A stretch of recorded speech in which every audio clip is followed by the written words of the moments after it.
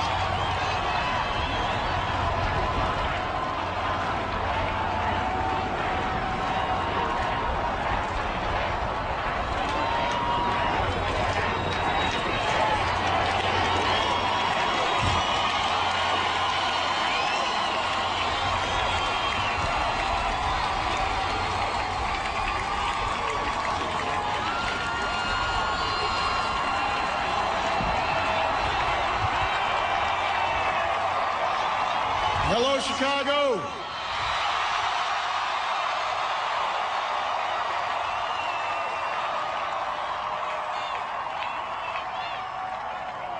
If there is anyone out there who still doubts that America is a place where all things are possible, who still wonders if the dream of our founders is alive in our time, who still questions the power of our democracy, tonight is your answer.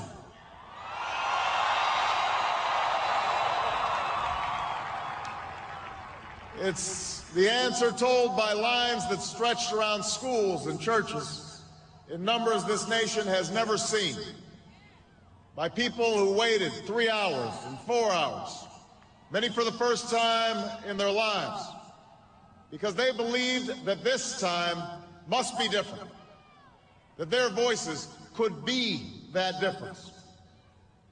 It's the answer spoken by young and old, rich and poor, Democrat and Republican, black, white, Hispanic, Asian, Native American, gay, straight, disabled and not disabled, Americans who sent a message to the world that we have never been just a collection of individuals or a collection of red states and blue states. We are and always will be the United States of America.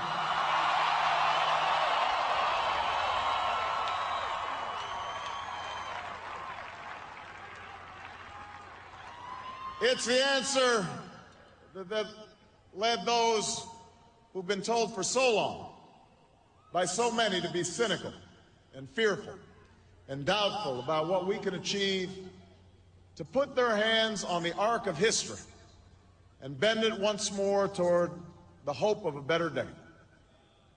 It's been a long time coming, but tonight, because of what we did on this day, in this election, at this defining moment, change has come to America.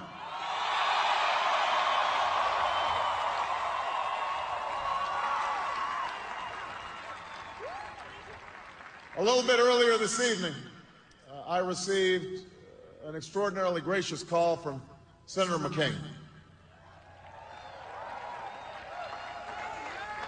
Senator McCain fought long and hard in this campaign, and he's fought even longer and harder for the country that he loves.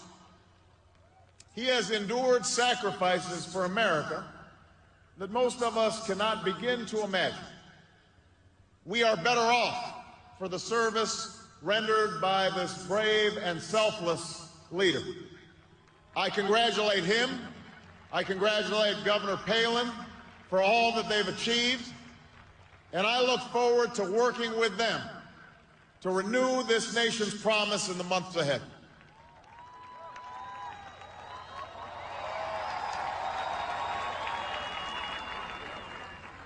I want to thank my partner in this journey, a man who campaigned from his heart and spoke for the men and women he grew up with on the streets of Scranton and rode with on the train home to Delaware, the Vice President-elect of the United States, Joe Biden.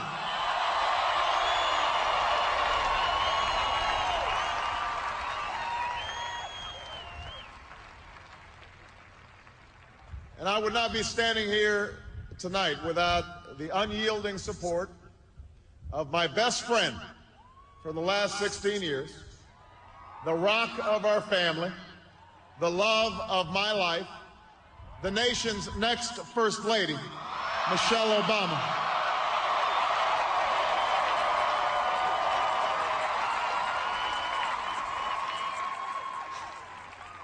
Sasha and Malia, I love you both more than you can imagine, and you have earned the new puppy that's coming with us to the White House.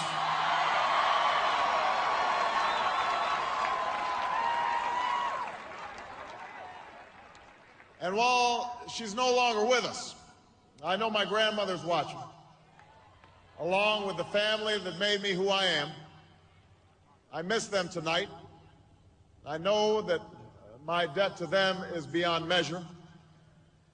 To my sister Maya, my sister Alma, all my other brothers and sisters, thank you so much for all the support that you've given me.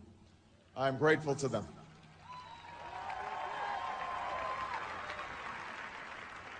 To my campaign manager, David Plouffe,